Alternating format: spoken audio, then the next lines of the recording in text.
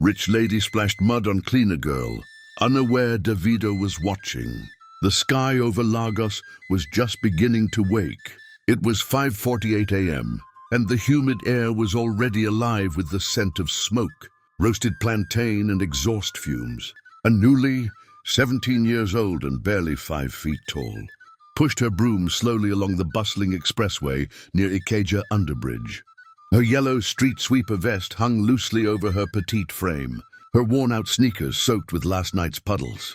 She wasn't supposed to be working this early. Today was her rest day, but she needed the extra money. Her younger brother, Ikenna, had developed a rash that refused to heal, and their grandmother's voice was getting weaker each morning. If not her, who? As she bent to pick up a soggy sachet of pure water, she didn't hear the white G-Wagon racing toward her from behind. The roads were still wet from the early morning drizzle, and Lagos drivers, especially the wealthy ones, rarely slowed down for anyone.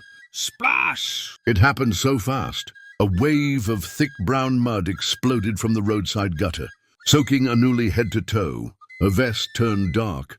Her skirt clung to her thighs. Her face, once bright with determination, was now dripping with filthy water. The broom fell from her hands. The G-Wagon didn't stop. It didn't even slow down. Inside the tinted glass, someone was laughing loudly. A group of Danfo drivers at the junction shouted in shock. A bus conductor yelled, "Ah!" She no even looked back. Wicked woman, but unknown to them all, in a black SUV 2 cars behind. Someone had seen everything. Davido, the global Afrobeat superstar, had been quietly observing the road in his usual low-key morning drive. Shades on, hoodie up, just trying to breathe Lagos before the chaos of the day.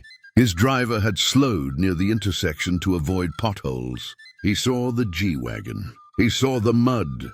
He saw her face. He didn't blink. "Stop," Davido said quietly. His assistant Tunda turned.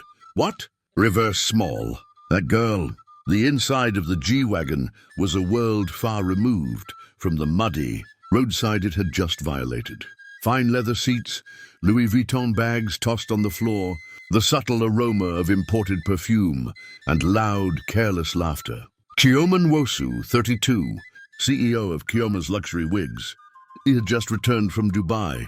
She wore a white jumpsuit, crystal-studded sandals, and long, manicured nails that danced across the screen of her iPhone 16.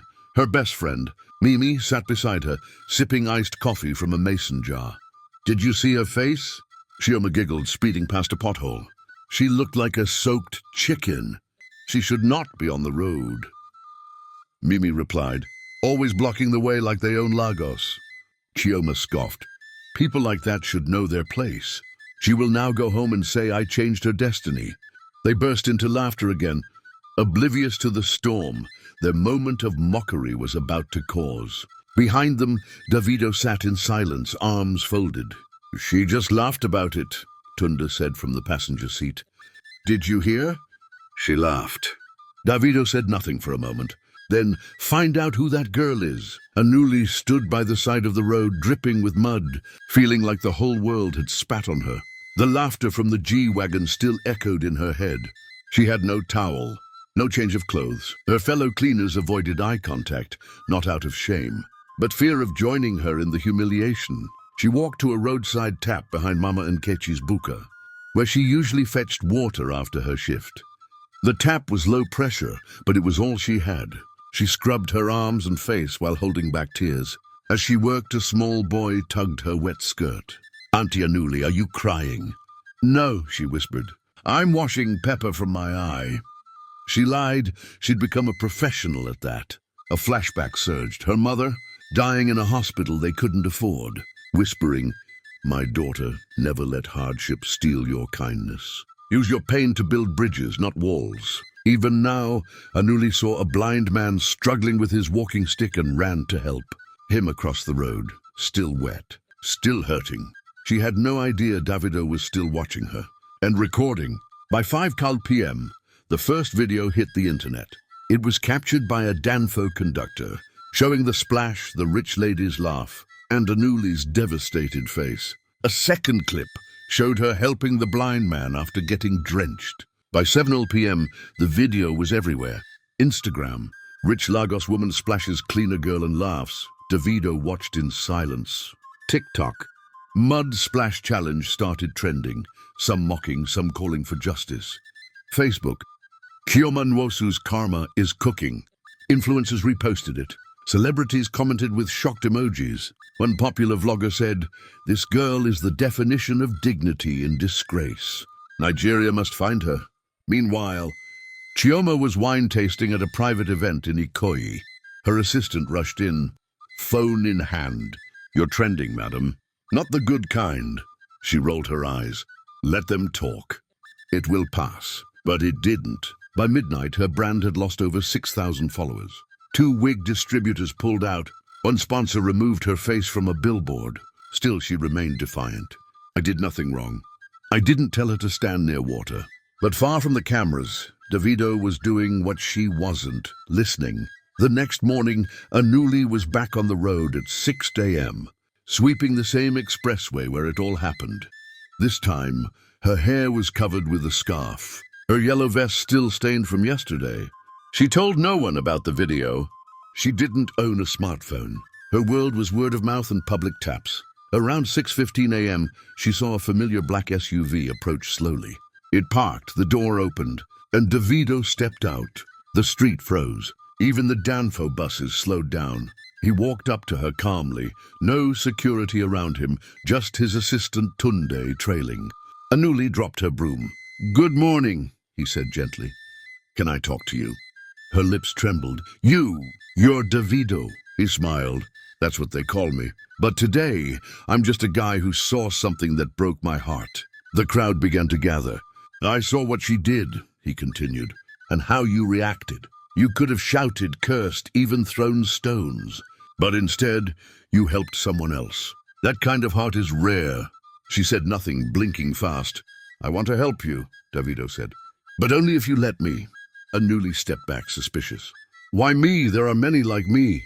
He nodded. "Because the world is watching now, and they need to know that kindness matters, that dignity matters." She looked around. People were whispering, filming. Tears rolled down her cheeks. Davido took off his hoodie, handed it to her, and said, "Wear this. Let's talk like humans." By noon, Anuli's life had changed.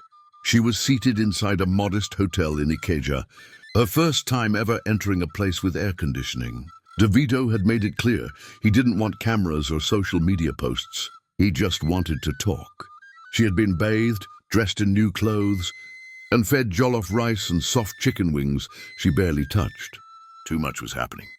Davido sat across from her, his voice low. "You don't have to accept anything from me, but I want to know, what's your dream?" Anuli swallowed. I used to want to be a nurse." "Used to? My mum died because we couldn't afford care. After that, school stopped. Everything stopped." Davido leaned back, silent. "Do you want to go back?" She shook her head. "Not anymore. What I want now, I want a place to live, for me and my grandma, and school for my brother." He nodded slowly. "Done." Her eyes widened. "What?" "I'll handle it. But you'll earn it. You'll tell your story, inspire others, and maybe one day help the next girl on that roadside." Her fingers clutched the plastic bottle on the table. "But I'm not anybody, just a girl with a broom." He smiled. "Not anymore. You're Anuli the Brave." That same day, a press release went out. Davido sponsors Cleaner Girl. Splashed by G-Wagon, she's the symbol of grace we all need right now. Within 48 hours, Anuli's life became a whirlwind. She was interviewed on Channels TV, Arise News, and even had a clip featured on CNN Africa. Dressed in a soft blue dress and simple braids, she spoke gently but clearly. "I didn't ask for help," she said during one interview. "I just did what I had to. That's life. You work, you survive. If help comes, you say thank you and keep going." The public fell in love with her. Influencers started GoFundMe pages. She was offered scholarships. A Lagos school offered her brother Ikenna free admission with meals. Davido paid for a 2-bedroom apartment for her family. Not in Ikoyi, but a clean, secure estate in Ogudu. Suddenly, the girl who used to sweep roads was now dining beside CEOs, sitting at youth empowerment panels, and even got a shout-out from Michelle Obama on Twitter. But not everyone was happy. Behind closed doors, Kioma seethed. Her name was now viral, but for the wrong reasons. Her luxury wig brand was boycotted. Her billboard contracts were pulled. And now, Anuli had something she'd spent a decade chasing: public love. The Lagos Fashion Gala was the event of the year. Everyone who was anyone came draped in Ankara gowns, designer suits and floor-length gear. Davido was invited as a special guest, and to everyone's shock, he brought Anuli as his date. Not a romantic date, a symbol. She wore a custom-made cream dress, modest but elegant. Her smile was shy, her eyes still unsure of the flashing cameras, but she held her own. Until Kioma entered the room, wearing a glittering silver dress and flanked by two influencers. She paused mid-step when she saw Anuli laughing gently at something Davido had whispered. A hush fell in her soul. She took a glass of champagne and made her way to them, all grace and venom. "Anuli," Kioma said, extending a hand. "I've been meaning to meet the star girl." Anuli looked up. There it was, the woman who humiliated her, now smiling like nothing happened. "Nice to meet you," Anuli said softly. Kioma smirked. "You clean up nicely. You should thank me for your success." Davido stood up. "Kioma!" But Anuli raised a hand. "She's right." Kioma blinked. "I do thank you, because your cruelty revealed something I didn't even see in myself. I won't waste this chance." With that, she turned away, walking gracefully. But as Kioma stepped back, she tripped on her own gown and spilled wine across her silver dress. The cameras caught it all. Karma had just thrown mud backwards. 2 days later, Kioma posted a video. No makeup, no filters. Just her, seated in a living room that echoed loneliness. "I've been silent because I thought I was above all this. But I wasn't, I was cruel. What I did to Anuli was wrong." She paused, swallowed. "I grew up thinking wealth gave me immunity, but pain has a way of equalizing us. I lost everything this week: endorsements, respect, even friends. And maybe I deserve to."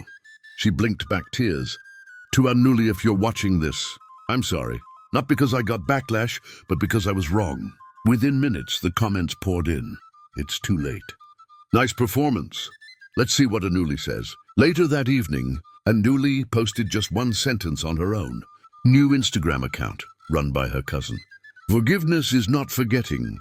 It's moving forward without carrying the mud." The post hit 1 million likes in 24 hours. The public sentiment shifted.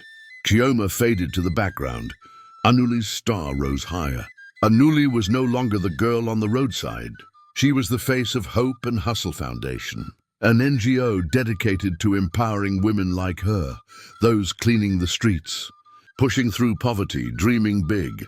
The foundation's launch event was held at the Eco Hotel Convention Center. The crowd was buzzing. Celebrities, activists, journalists, and youth leaders packed the hall.